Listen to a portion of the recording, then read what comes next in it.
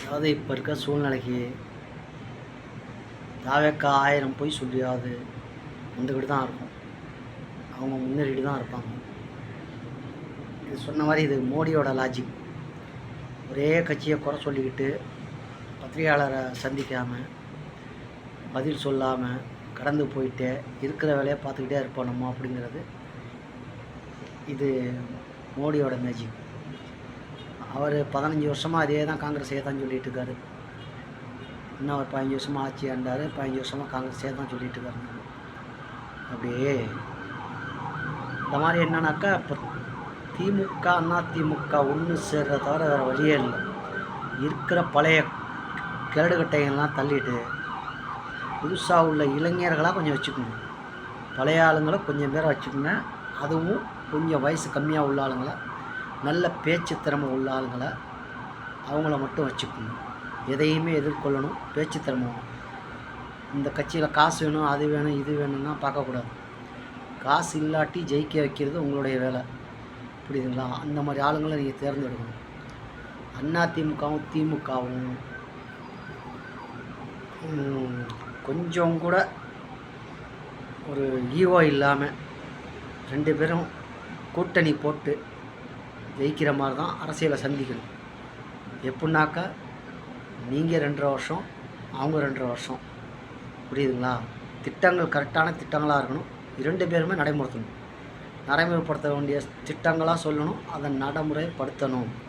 அந்த மாதிரி திட்டங்களை கொடுத்து உங்களுக்குள்ளே முடிவு பண்ணி கரெக்டாக அதை ஆட்சி பிடிச்சிங்கன்னா கண்டிப்பாக ஆட்சி பிடிக்கலாம். ஆமாம், இல்லாட்டி இனிமேல் புதுசாக கிளைகள்லாம் நிறையா உருவாகி எல்லாம் தாவேக்கா கூட தான் கூட்டணி வைக்க பார்க்கணும். ஏன்னா தாவேக்கா பலம் பெருசாக காட்டலாம், ஆனால் அவங்களால செயல்படுத்த முடியாதுங்கிறது மக்களுக்கு தெரியாது.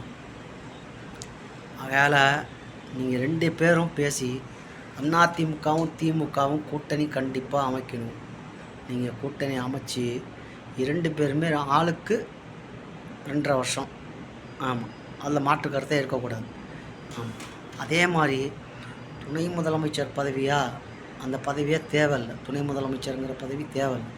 அப்படி நீங்கள் கொடுக்கணுனாலும் அதுலேயும் யார் ஏற்கனவே அமைச்சராக இருக்கிறாங்களோ அவங்களுக்கு கொடுக்கணும், புரியுதுங்களா? சும்மா சொந்தக்காரங்களாம் கொடுக்கக்கூடாது. யார் முன்னால் நல்லா ஸ்பீடாக இருக்கிற அமைச்சராக பார்த்து அவங்களுக்கு கொடுக்கணும் துணை முதலமைச்சர் பதவி. ஆமாம், இல்லை துணை முதலமைச்சர் பதவி தேவையில்லை. முதலமைச்சர், துணை முதலமைச்சர் நீங்கள் இருந்துக்கணும், ஆளுங்கட்சி எதிர்கட்சி. அதே மாதிரி உங்களுக்குள்ள நீங்கள் 2 பேரும் ஒரே கூட்டணியாக அமையணும். இதுதான் சாத்தியம். இனிமேல் நீங்கள் தனியாக அவங்க தனியாலாம் வேலையாகாது. எவனாவது புதுசாக வந்துக்கிட்டு தான் இருப்பான், அதை மாற்றுக்கிறதே கிடையாது. ஏன்னா கொஞ்சம் மங்கி போயிட்டுருக்கு, அறிவு வளரல, அறிவு மங்கி போயிட்டுருக்கு தமிழ்நாட்டில். இப்போ வர வர அந்தளவுக்கு ஆயிடுச்சு. ஆமாம், யாரை தேர்ந்தெடுக்கணும் யாரை தேர்ந்தெடுக்கக்கூடாதுங்கிற ஒரு இதே தெரியாமல் போயிடுச்சு. அதே மாதிரி சில என்ன சொல்கிறது, எல்லாத்துக்கும் உள்ளது இது. நீங்கள் அதாவது இப்போ நம்ம உங்கள் கூட்டணி கட்சிக்காரங்கள உள்ளவங்கள அங்கே போயிட்டாங்க நம்ம சொன்னோம்னாலும் நாளைக்கு நீங்கள் என்ன செய்வீங்க? பிஜேபி கூட கூட்டணி வைப்பீங்க. நாளைக்கு காங்கிரஸ் கூட வேணான்னா பிஜேபி கூட வைப்பீங்க. பிஜேபி வேணான்னா காங்கிரஸ் கூட வைப்பீங்க. இப்படி மேலேயும் நீங்களும் மாறி வர்றதுனால அதை நம்ம எதுவும் பேச முடியாது. ஆனால் நம்ம எதை பேசலான்னா, கட்சி தாவுறாங்க பாருங்கள், அவங்கள உடனே அதுக்கு ஏதாவது சட்டத்திட்டங்கள் கொண்டு வாங்க. இந்த கட்சியிலேருந்து ஜெயிச்சுட்டு அந்த கட்சிக்கு போனால் அவங்க 10 வருஷத்துக்கு எலெக்ஷனில் நிற்கக்கூடாது அப்படிங்கிற ஒரு சட்ட திருத்தம் கண்டிப்பாக கொண்டு வரணும். அதிமுகவோ திமுகவோ அந்த சட்ட திருத்தம் கண்டிப்பாக தமிழ்நாட்டில் நீ கொண்டு வரணும். ஜெயிச்சுட்டு அந்த கட்சிக்கு போனால் அவங்க மேலே கண்டிப்பாக ஆக்ஷன் எடுத்து 10 வருஷம் அவங்க அரசியலில் நிற்கக்கூடாது. அந்த சட்டத்தை கண்டிப்பாக கொண்டு வாங்க. இது ரொம்ப முக்கியமானது. அதே மாதிரி எலெக்ஷனில் யார் வாக்குறுதி கொடுத்தாலும் இந்த வாக்குறுதி இந்த 5 வருஷத்துக்குள்ளே நிறைவேற்றுவோம் அப்படிங்கிற கன்ஃபார்மோடு நிறைவேற்றணும். முடியாமல் போகக்கூடாது, புரியுதுங்களா? சொல்லக்கூடிய செய்ய முடிய எந்த அளவுக்கு உங்களால் செய்ய முடியுமோ அந்த வாக்குறுதிகளை கொடுங்க. ஆமாம், தேவையில்லாமல் நீங்கள் வாக்குறுதிகளை கொடுக்காதீங்க, புரியுதுங்களா? வாக்குறுதினா கண்டிப்பாக 2 பேரும் கலந்து ஆலோசிச்சுட்டு 5 வருஷத்துக்குள்ளே இந்தந்த வாக்குறுதிகள் நம்ம தருவோம் அப்படிங்கிறத கன்ஃபார்ம் பண்ணிக்கணும். இந்தந்த வாக்குறுதிகளை 2 வருஷத்தில் நாங்கள் முடிக்கிறோம், 2 வருஷத்தில் அவங்க முடிக்கிறதுங்கிறது அதையும் உங்களுக்குள்ள கன்ஃபார்ம் பண்ணிக்கணும். நான் இந்த வாக்குறுதி நீ ஈஸியான வாக்குறுதி நீ முடிச்சுட்டு போயிட்ட, சாதாரண நல்ல கஷ்டமான வாக்குறுதி என்ன கொடுத்துரு அப்படிங்கிற மாதிரி அதையும் சண்டை சச்சரவுகள் வரும். ஆகையால் வாக்குறுதிகள் கரெக்டாக இருக்கும். இருவருமே சேர்ந்து கலந்துரையாடல் பண்ணி ஒரு நல்ல முடிவு எடுங்க. திரும்பவும் நாங்கள் அதிமுக இன்னும் ஒரு 100 வருஷத்துக்கு வாழும், இன்னும் 75 வருஷம் வாழும், இன்னும் 100 வருஷம் வாழும். அப்படி ஒரு முடிவு கொண்டு வாங்க.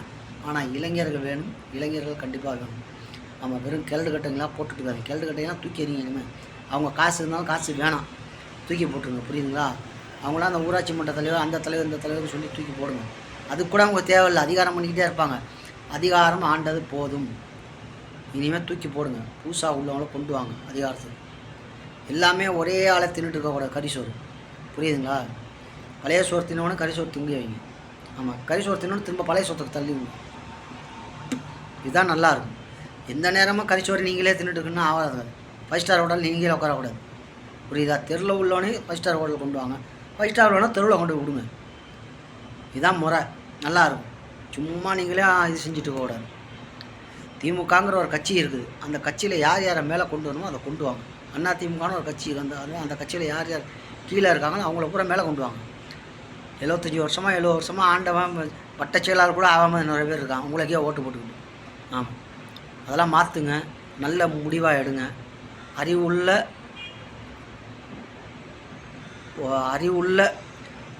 செயல்களை இனிமேல் செயல்படுத்துங்க. அவ்வளோதான். அறிவை பயன்படுத்துங்க, அறிவை பயன்படுத்துங்க. நன்றி, வணக்கம்.